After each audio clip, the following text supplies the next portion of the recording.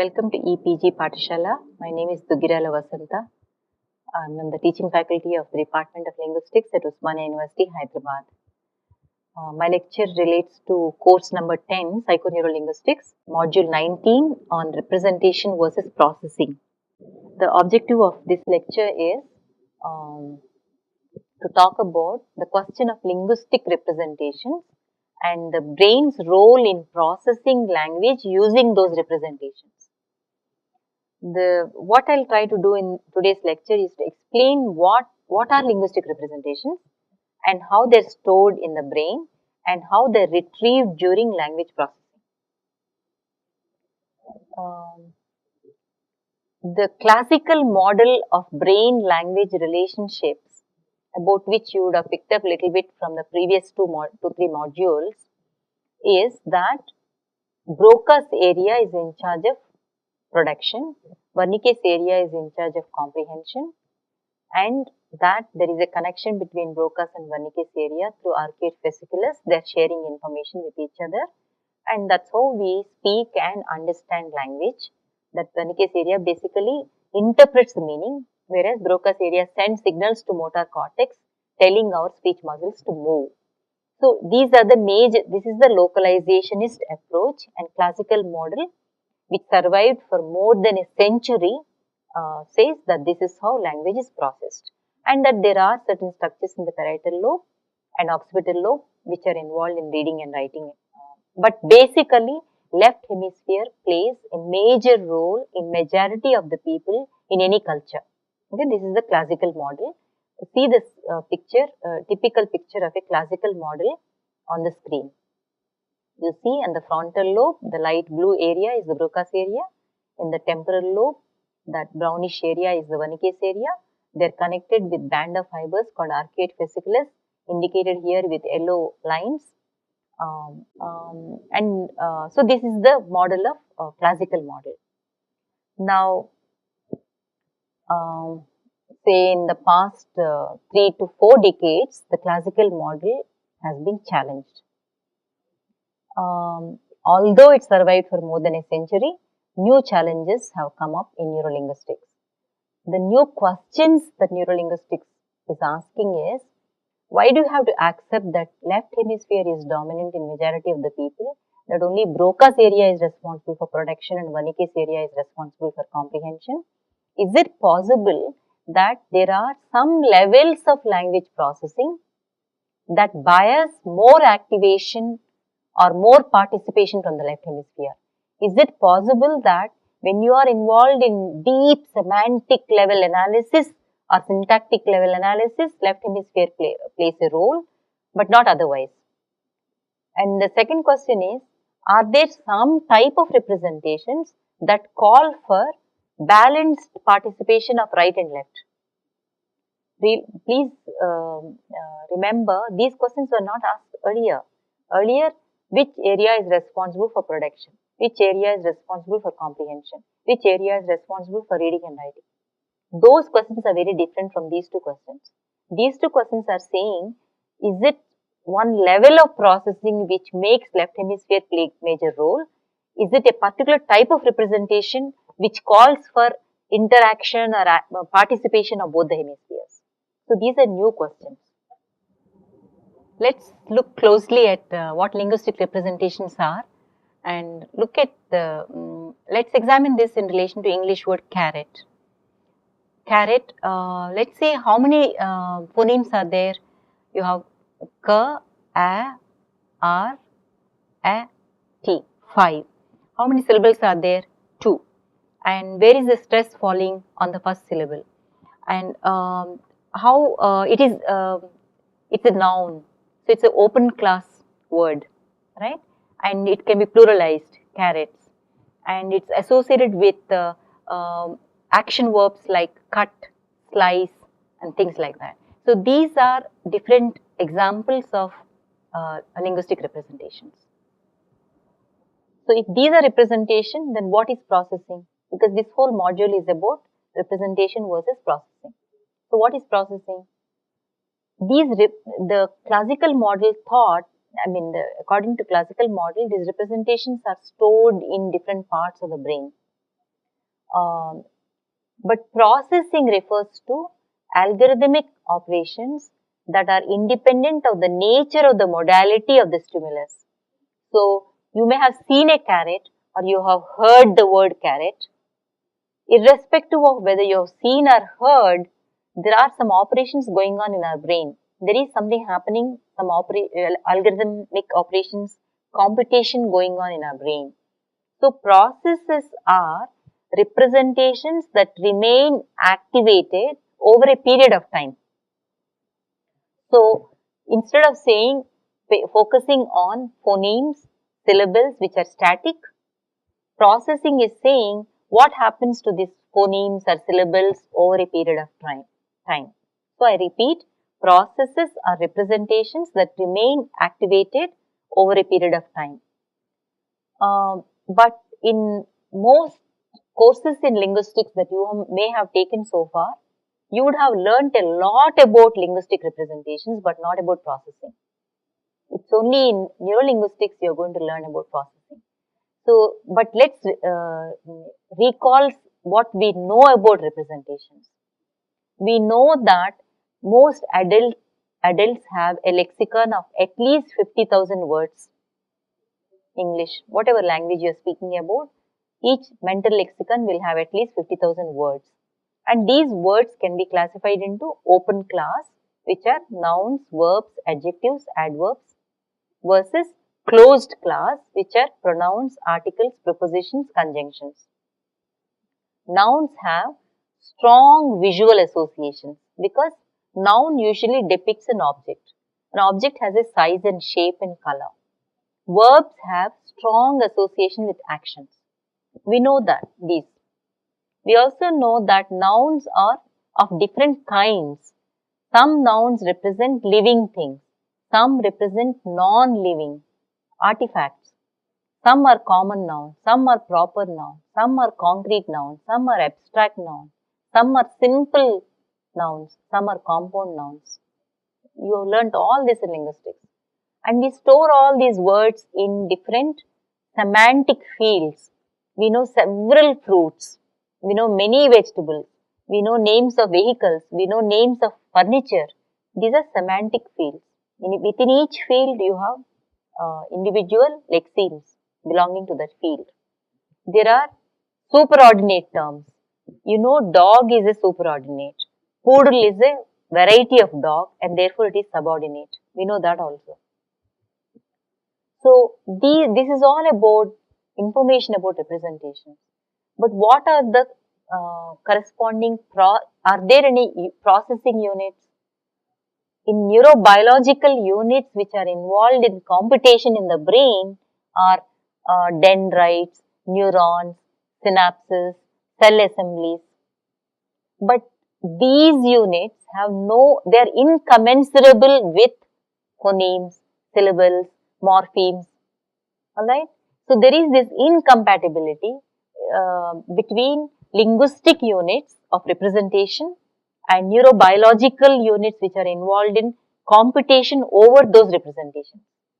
So, the question then is, what representations are recruited and how are they recruited by brain during processing, that is during understanding language? How is brain recruiting these representations and how are they combined online when we are understanding something? Let us look at the neural representation of words as shown in the pictures on the screen. Notice the cortical networks corresponding to nouns is very flat compared to the cortical network corresponding to verbs. Why is that? It's because verbs encode actions and actions activate motor cortex. So, the cortical network for verbs is going up a little bit. It's a little more vertical than that for nouns.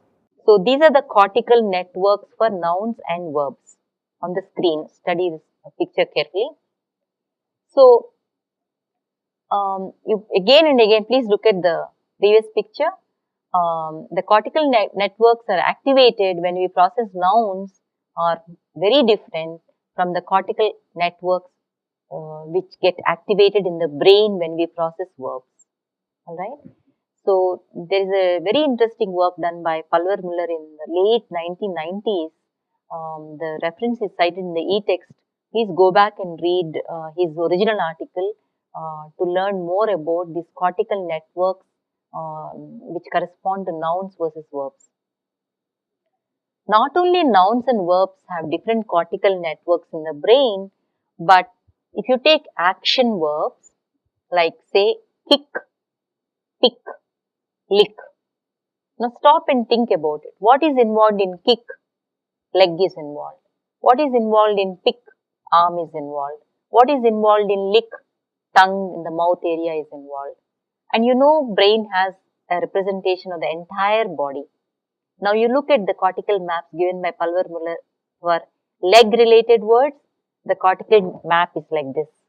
Arm related verbs, it's a little flat. Face related, even flat. So the cortical networks for kick, pick and lick are different is what Pulver-Muller argues. It's a very, very interesting idea and you should read more about this by taking the additional readings mentioned in the e-text. But what we are talking here is about word webs. So, in other words, there are existence of meaning related processing differences between word categories. You have different types of words, they carry different meanings and the cortical networks are different. Now, selective loss of nouns or verbs after brain damage, we can easily find out whether, now if you say verbs involve motor cortex in the frontal lobe, we can go and study when motor cortex is damaged in a brain damaged patient, are the verbs lost independently of nouns? Are there more selective damage to verbs much more than nouns? That is what neurolinguists do. The cortical distribution of nouns and verbs also depends. Of course, we don't talk in nouns or verbs in isolation. So, we have to engage with noun phrase or verb phrase. We talk in sentences and much larger units. So, interestingly, neurolinguistic research in recent times have shown that the cortical distribution of nouns and verbs differ depending upon the grammatical markers attached to them when they appear in noun phrase or a verb phrase. In other words, processing of a representation over time. What happens? Because it is different to say pen or whether you are saying the pen or a pen, that whether you are using a noun phrase or an individual noun, the processing is different because one takes a little longer than the other one. So, in other words, we have to also look at the time scale analysis in the brain, not just where are nouns, where are verbs, which area processes verbs, which area processes nouns. These questions talk about spatial information, but we need to look at temporal information. So, see the picture on the screen. This is a picture of temporal activation patterns when you are asked to name a picture. You are shown a picture, you are trying to name what happens in your brain is what is showed. Let me summarize the activities. You look at the picture later, listen to the patterns. 0 to 175 milliseconds, you grasp the visual features of the object. You are looking at a picture, you grasp the visual features from 0 to 175 milliseconds. 150 to 225 milliseconds, you get to the meaning. It's called lemma activation. 200 to 400 milliseconds, you get to the phonological code, actual syllables and sounds and all that. The word is activated. 275 to 400 milliseconds, you monitor it, your own speech and correct. Sometimes there is a slip of the tongue and you can correct it, monitoring. 400 to 600 milliseconds, actual syllabification, and finally articulation. So, notice that in this time scale, there is an overlap, not only in time overlap, but cortical areas are overlapping. If you go back and look at the picture and read this slide, you will see there is an overlap of cortical areas. Now, let's go back to the old idea of left hemisphere being a dominant hemisphere for all language processes, because it's only left hemisphere which has Broca's area and Wernicke's area. This was the idea called classical model, idea proposed by classical model, which was upheld for over a century. But the debate about representation and processing we are discussing in this module questions the classical idea's assumption by stating that perhaps left hemisphere is involved in a specific kind of processing. So, we need to look at more details about type of processing in which left hemisphere is dominant and type of processing in which right and left participate. So, so for instance, it's possible that left hemisphere takes an active role in stimulus driven bottom up processing, that is rapidly changing acoustic signals involving sub-lexical units like phonemes and syllables. So, when you are listening to individual phonemes or syllables of a word and you are trying to monitor a phoneme, that is bottom up processing, it's possible that left hemisphere takes greater role. And also in automatic processing of spatial and motor aspects of speech, as is the case with generation of verbs when you are shown nouns. So, left hemisphere also makes use of dorsal wear pathways.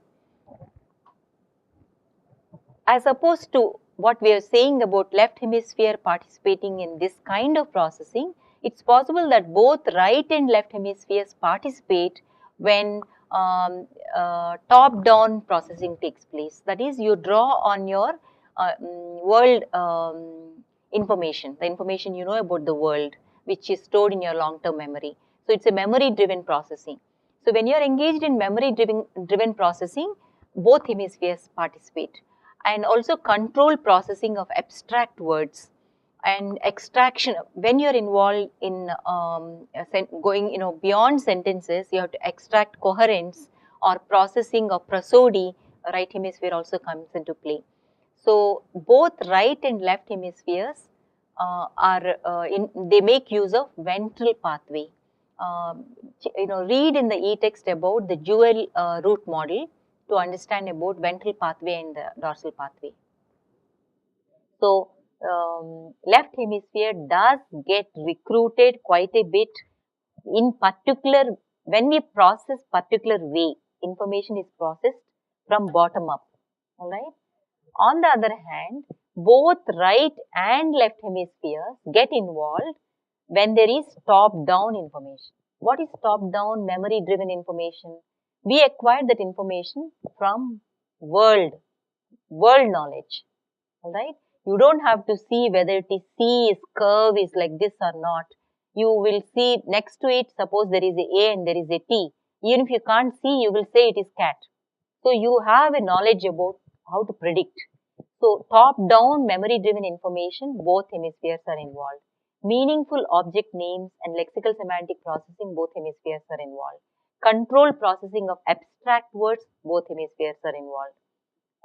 Ventral pathway is recruited, ventral pathway recruits both hemispheres, alright.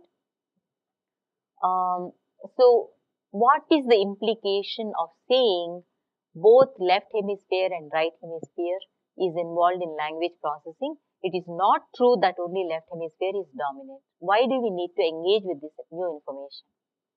So, what the new insights are telling us, same linguistic information. You might be talking about syllables or phonemes or words, or stressed words or closed class words. Same representations are realized differently, distributed and interconnected. They are managed by interconnected cortical and subcortical networks in the brain. They are not fixed in one part of the brain. There is no one area which is holding on to linguistic symbols like that. Then, one of the major insights of this new understanding is a new model called dual stream model of brain-language relations. In this dorsal stream, there are two streams, dorsal stream and ventral stream. Dorsal stream maps sound to articulation and therefore it involves premotor cortex and superior parieto-temporal regions. So, mapping sound to articulation, and ventral stream maps sound to meaning, and since meaning is involved in, meaning involves temporal lobe. Okay. So, ventral stream is more into temporal lobe, dorsal stream is more into premotor cortex and things like that. Look at the figure on the screen in detail. You have to spend several minutes maybe looking at all the boxes and the arrows, and the right hemisphere on the right side, left hemisphere on the left, and the pink areas are basically you can see in both hemispheres. In other words, lexical semantic processing involves both the hemispheres. Speech perception in yellow area involves both hemispheres, but it is only the blue areas which is more in terms of sensory motor interface, more frontal networks in the left hemisphere. In other words, remember the two questions we raised earlier. It looks like the kind of processing that you are involved in recruits different areas of the brain. It's not it's not about left hemisphere being dominant. So, what is dual stream model actually saying? It's saying speech is first processed by both hemispheres, then there is a ventral stream going from superior temporal gyrus to inferior posterior temporal cortex is involved in mapping speech to meaning representations, and then there is a dorsal stream responsible for integrating auditory and motor aspects of speech, sensory, motor, auditory. Sensory is in this case auditory because we are talking about spoken language. Um, so, this dorsal, the dual stream model is supported by a whole lot of neuroimaging and electrophysiological studies, also lesion studies. There is now people are paying more attention to the so-called minor or the right hemisphere. In the classical model, they ignored, they said right hemisphere doesn't play much role in language. Now they are looking more closely at right hemisphere. According to dual stream model, right hemisphere is not minor anymore. It does play an important role in language processing. It is seen as a resource reserve, slightly coarse-grained and less efficient maybe compared to left hemisphere, but it does get engaged when there is lot of processing demands, that is a particular task demands lot of processing, then you have to recruit right hemisphere. You can't manage only with left hemisphere. So, to summarize today's lecture, I've talked about linguistic representations, the symbolic representations relating to phonemes, syllables, words, and how the cortical networks in relation to such representations, like take different type of nouns or different type of verbs, how the cortical networks are different for these representations. And we've also looked at the neuron, the synapse, the cell assemblies corresponding to these representations. But more recently in neurolinguistics, because of availability of neuroimaging and electrophysiological measures, there is more focus on processing rather than static representations. So, I have explained, I've talked about the problems with the classical model of brain-language relations, which is based on localizationist approach in recent times because of neuroimaging and electrophysiological techniques, and also a lot of cross-linguistic studies. Currently, there is new models have been developed. I have described one model called dual root model, which says that language processing and production involves both right hemisphere processes as well as left hemisphere processes. For further details, please consult the e-text. Thank you.